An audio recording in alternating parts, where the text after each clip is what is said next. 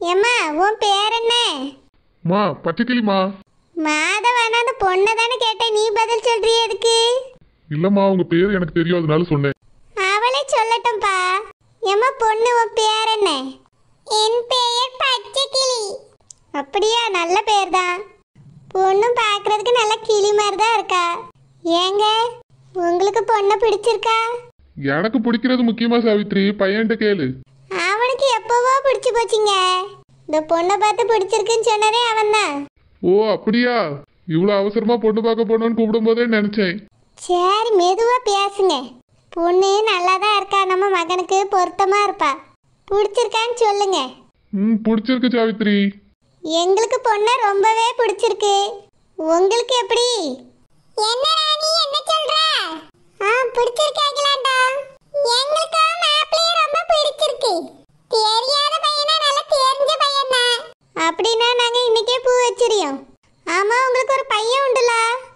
ஆமா அவன் வெளியூர்ல இருக்கான். ஓ சரி சரி, அதனால தான் வரலையோ? ஆமா நிச்சயத்துக்கு கல்யாணத்துக்கு வருவான்.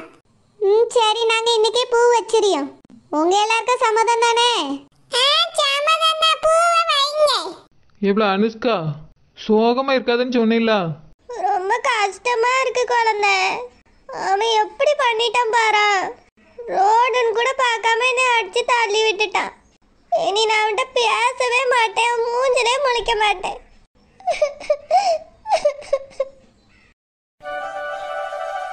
சாவித்ரி அப்படியே மொத்தமா மடிச்சு தலையில வை. சரியாகலாம்டாக்கா. சரி அனுஷ்கா, நீ சொல்றது புரியுது. அவனும் ஏதோ கோவத்துல தான் உன்னை தள்ளி விட்டான், அடிக்கல. இல்ல அடிச்சுதான் தள்ளுனா. அவங்க அப்பா அம்மாவை மட்டும் அடிச்சது தப்புனா அவன் என்னையும் அடிச்சது தப்பு இல்லையா குழந்தை? அவன் ஏன் இப்படி மாறினா? இதுக்கு தான் வேண்டாம் வேண்டான்னு கல்யாணத்துக்கு முன்னாடியே சொல்லிட்டு இருந்தேன். யாருமே கேட்கல.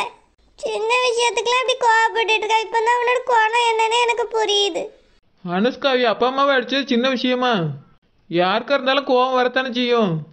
நீ கொஞ்ச நாள் அமைதியா இரு அனுஷ்கா, அவனே வருவான். ஏப்ளியில நீங்க ரெண்டு பேரும் அங்க வரலையோ? அம்மா அங்க என்ன பண்ணியாவ? பச்சைக்கிளிக்கு இன்னைக்கு பூ வைக்கவ. அப்படியா, பூ வச்சுட்டாவளோ?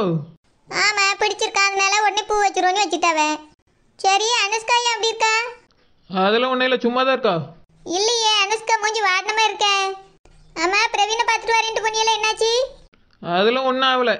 அனுஷ்கா என்னாச்சு? அனுஷ்கா ஏன் அப்படி இருக்கா? அவன் என்ன சொன்னான்? அனுஷ்கா பிரவீன் திட்டானோ? நான் தான் சொன்னேன்ல எதுக்கும் அழக்கூடாதுன்னு சொன்னேன்ல. அழாத அனுஷ்கா. என்னாச்சு? என்ன நடந்துச்சு? ஏன் நெட்டச்சி எதுக்கு அனுஷ்கா இப்படி அழுவுறா? என்ன நடந்துச்சு? அது பிரவீன் கொஞ்சம் கோவமாக இருக்கான்ல, அனுஷ்காட்ட ஒழுங்கா பேசவே இல்லை, கோவமாக பேசினான். இவ கையை பிடிச்சாலும் அவன் தள்ளி விட்டுட்டான். சரோஜா நான் உன் கையை போய் பிடிச்சி சாரி தான் கேட்டேன் சரோஜா. அதுக்கு தெருவிலே வச்சு அடிச்சு தள்ளி விட்டுட்டா. என்னது உன்னை அடிச்சு தள்ளினானா? எப்படி அவன் அடிக்கலாம்? இது டோப்பமெண்ட்டை அடிக்கலாம் செய்யல. அனுஷ்கா கவனம் இல்லாமல் சொல்கிறா, தள்ளி தான் விட்டான, பார்த்துட்டு தான் நின்னேன். எப்படி தள்ளி விடலாம்? அவனுக்கு பிடிக்கல தூரம் நகர்ந்து போண்டி தானே. எதுக்கு இந்த பிள்ளை தள்ளி விடணும்? இப்போ இருக்கு பாரு அவனுக்கு, அவனை சும்மா விட மாட்டேன். டோப்பமெண்ட் அங்கே பூவைக்கு ஃபங்க்ஷன் நடந்துட்டு இருக்கு, அங்கே போய் சண்டை போட புரியும். சும்மா இருந்த பிரச்சனையை அப்புறமா பேசிக்கலாம். அவன் எப்படி அடிக்கலாம்? நான் பேசாம இருக்க மாட்டேன். நாலு கேள்வியாவது அவனை பத்தி கேட்டாதான் எனக்கு மனசே ஆறும். அவளே அங்க வீட்டுல பட்டு கிடந்து அழுதுட்டு கிடந்தா நான் சமாதானப்படுத்தி ஃபங்க்ஷன் கூட்டு வந்தேன். கூட்டிட்டு வந்த பிள்ளைய இப்படி ஆள வச்சிருக்கேன் எல்லாரும் சேர்ந்து. அப்படி என்ன திமிருவா மாமா பையனுக்கு? என்ன மனுஷன் அவன்? ஏன் இப்படி இருக்கா? டோப்பமெண்ட் எனக்கு என்ன தெரியும், நானும் ஒன்று மாதிரி தானே இங்கே இருக்கேன். நீ அவனுக்கு சப்போர்ட் பண்ணி பேசிட்டு இருக்கியோ? அட டோப்பமெண்ட்டை நானே அவனை ஏசிட்டு தான் வந்தேன். நீ வேணும்னா அனுஷ்காவை கேட்டுப்பாரு. நீ தானே நல்லா ஏசிப்பா. இங்கே அவனுக்கு சப்போர்ட் பண்ணி பேசிட்டு கிடக்கா. அவனுக்கு இருக்கு இன்னைக்கு. அனுஷ்கா நீ அழாத, நான் அவனை பார்த்துக்கிறேன். புருஷன் புருஷன் நீ நெருங்கி போனா இப்படிதான் பண்ணுவானுவேன். இது டோப்பமெண்ட்டை மொத்த புருஷனையும் சேர்த்து சொல்றீ இருக்கு. ஏன் புருஷனே அவ புருஷனே தான் சொல்லியே. எப்படா நல்ல வேலை என் புருஷன் தப்பிச்சிட்டாரு. உன் புருஷனை நீ தான் அடிச்சு துரத்துவா, அவரை எப்படி சொல்ல முடியும்? பச்சைக்கிளிக்கு எப்ப கல்யாணம் எப்ப கல்யாணம் நானும் காத்துக்கிட்டு இருந்தேன். பூ வச்சாச்சு, இது சீக்கிரமே கல்யாணம் தான். அகிலாண்டாக்கா உடனே கல்யாணம் வைக்க முடியாது. நாங்க அங்க வீடு கட்டிட்டு இருக்கோம்ல, அந்த வீட்டு வேலை முடிய போகுது. பெயிண்டிங் வேலை மட்டும்தான் இன்னும் பாக்கி இருக்கு. அதுவும் இன்னும் 2 நாள்ல முடிச்சு தந்துருவேன்னு சொல்லியிருக்காங்க. அதனால அடுத்த வாரமே பால் காய்ப்பு இருக்கோம்க்கா. எல்லாரும் முதல்ல எங்க வீட்டு பால் காய்ப்புக்கு வந்துருங்க. ஏம்மா மருமகளே நீயும் தான். சரி. அப்புறம் நிச்சயத்தை ஒரு நல்ல நாளா பார்த்து வச்சுக்கிடுவோம். அப்ப சரி சாவித்ரி, எல்லாரும் கண்டிப்பா பால் காய்ப்புக்கு வந்துருவோம். பால் காய்ப்பு முடிஞ்ச உடனே நிச்சயம் என்னைக்குன்னு நாள் குறிச்சிட்டு சொல்லு. சரி அகிலாண்டக்கா, நாங்க எல்லாரும் கிளம்புறோம். சம்மந்தி போயிட்டு வர சம்மந்தி. இருந்து சாப்பிட்டுட்டு போங்க. அதான் இப்பதான் காபி ஸ்நாக்ஸ் எல்லாம் சாப்பிட்டோம்ல, போதும். சாப்பாடு நிச்சயத்துல சாப்பிட்டுக்கிடுவோம். சரி சம்மந்தி, ரொம்ப சந்தோஷம். எங்களுக்கும் ரொம்ப சந்தோஷம் சம்மந்தி. நாங்க போயிட்டு வரோம். சரி சம்மந்தி. சோ பசி வேற வயித்த கிள்ளுதே. இன்னும் வரல. இந்த மைனி எங்க தான் போய் தொலைஞ்சாவே? நானும் வந்துருவான்னு இவ்வளவு நேரம் உட்கார்ந்து பார்த்தேன், இன்னும் வரல. பசிச்சு தொலைதே. இப்ப நான் என்ன பண்ணுவேன்? நான் பசி தாங்கிட மாட்டேன். சமைச்சு வச்சுட்டு போக வேண்டியதானே. பொண்ணு தானே பார்க்க வராவ. நிச்சயமா நடக்கு இல்ல கல்யாணம் தான் நடக்கா? பொண்ணு பார்க்கறதுக்கு குடும்பத்தோட கிளம்பி போயிருக்காவ. ஐயோ பசி தாங்க முடியல. இப்ப என்ன பண்றது? ராசத்தியக்கா இங்க தானே இருக்காவ. அவியலை கூப்பிட்டு கேப்போம்.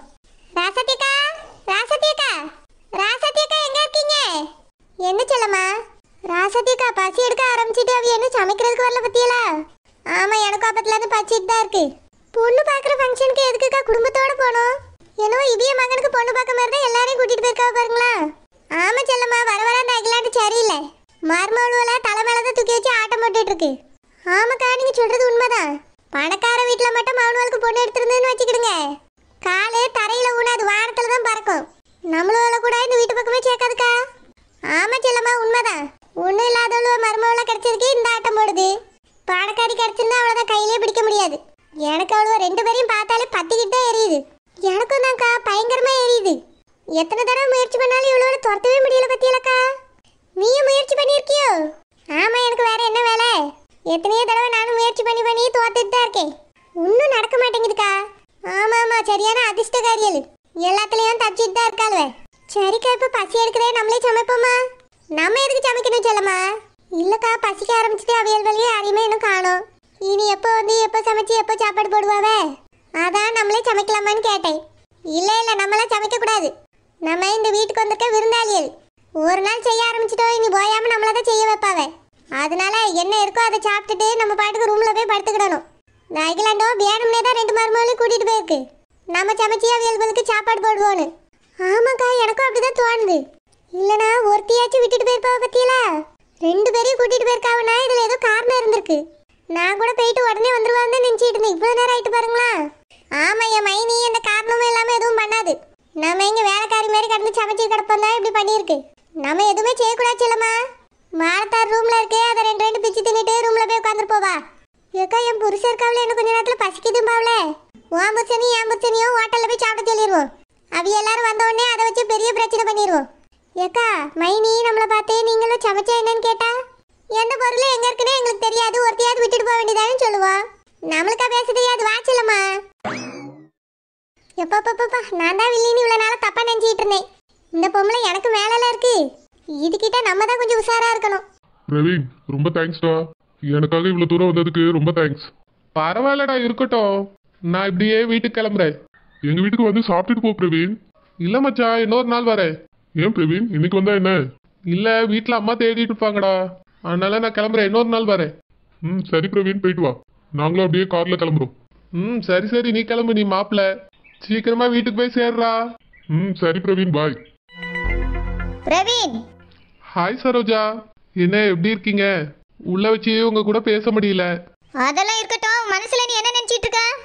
சரோஜா, என்ன சொல்றீங்க? அனுஷ்காட்ட எதுக்கு அப்படி நடந்துட்ட? இங்க பாருங்க சரோஜா, நீங்க அனுஷ்கா பத்தி என்கிட்ட பேசணும்னா நீங்க பேசவே தேவையில்லை. நான் கிளம்புறேன், நீங்க போய் உங்க வேலையை பாருங்க. ஓஹோ, அந்த அளவுக்கு ஆயிப்போச்சு. உனக்கும் அந்த பிரியங்காக்கும் தான் கல்யாணம் பேசினாவே. நான் தான் நீ அவளை காதலிக்கங்கிறதுக்காக பல முறை உனக்கு ஹெல்ப் பண்ணியிருக்கேன். நான் எதுவுமே கேட்க கூடாது, சொல்ல மாட்டேன் பதிலு. காதலிக்கும் மட்டும் உருகி காதலிப்பானா, என்ன பிரச்சனை கேட்டா பதில் சொல்ல மாட்டானா? என்ன பிரவீன், இதான் உண்மையான காதலுக்கு லட்சணமா? சரோஜா, உடனே என் காதலை பத்தி தப்பா பேசாதீங்க. என் காதல் இப்பயும் அப்படியே தான் இருக்கு, அது உண்மைதான். உண்மையா இருந்தா அந்த பிள்ளைய நீ ரோட்ல வச்சு அடிச்சு தள்ளுவியோ? வீட்டுக்கு வந்திருக்கும் போது கழுத்தை பிடிச்சி வெளியே தள்ளி இருக்கா? என்ன நீ இறக்கமே இல்லாம அரக்க மாதிரி நடந்துட்டு இருக்கா? சரோஜா, என் வீட்டுக்கு வந்திருக்கும் போது அவ கழுத்தெல்லாம் பிடிச்சி நான் ஒன்றும் தள்ளல. இதுவும் போய் தான் சொல்லியிருக்கா. நான் கையை பிடிச்சிதான் வெளியே தள்ளி விட்டேன். இன்னைக்கும் லேசா தள்ளி தான் விட்டேன், அவதான் கீழே விழுந்துட்டா. நான் அடிச்சுலாம் தள்ளல சரோஜா. அடிச்சு தள்ளினாலும் சும்மா தள்ளி விட்டாலும் ஒண்ணுதான். அவ கீழே விழுந்தது தானே.